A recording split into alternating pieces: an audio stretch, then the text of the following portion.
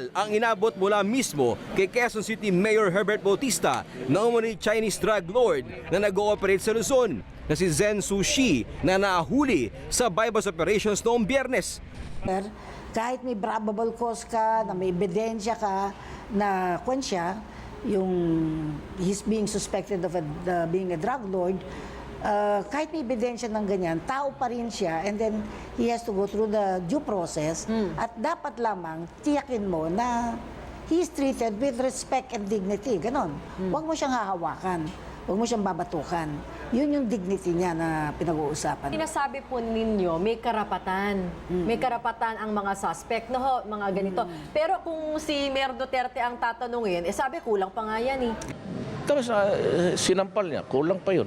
Mas kulang pa yun, sinipa mo pa sana. Tulog ko sa dyan sa Davao Gold. Ang isda dyan ngayon, wala nang pagkain eh.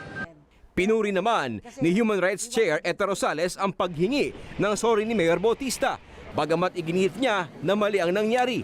May mensahe rin siya kay Mayor Duterte. Alam mo, sana si Mayor Duterte, wag na lang kumibo. No? Bakit? Wag na lang siyang kumibo kasi nakaka-impluwensya siya ng hindi maganda yung impluwensya. Maraming walang alam o kulang sa pag-aalam sa, halimbawa yung Miranda Doctrine na yan, yan yung dapat isagot mo eh. Eh kung sasagot mo, ako pa, mas masahol yan. Hindi mo tinuturuan ng polis. Hindi mo tinuturuan ang mga enforcement agents kung ano ang karapat-dapat. At yun ang tungkulin ni Mayor Duterte.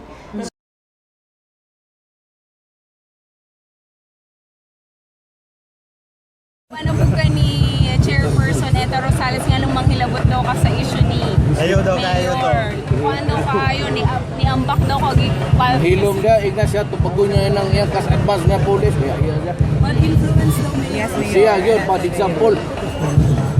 Igna siya, bad example siya. Ang iyang pangalan, ituwas na tuong na pulis, kas-advance. Igna siya, shut up. Wa sa'y pakialam, I am a citizen of this republic. I can say what I want. Tell her to stop her nagging. Dili siya guardian. She is not the guardian of the morals of this country. You tell that old lady. Dili sa manghilabot kung sa among gisulti. Pasensya siya and you bear it. Ug dili ka gusto maminaw, ayaw paminaw.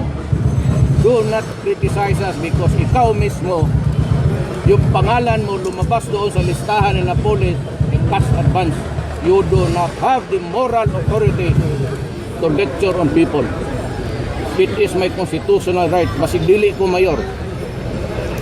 Basig hindi ako mayor, citizen of this republic. Kaya kasi tama yung ginawa niya.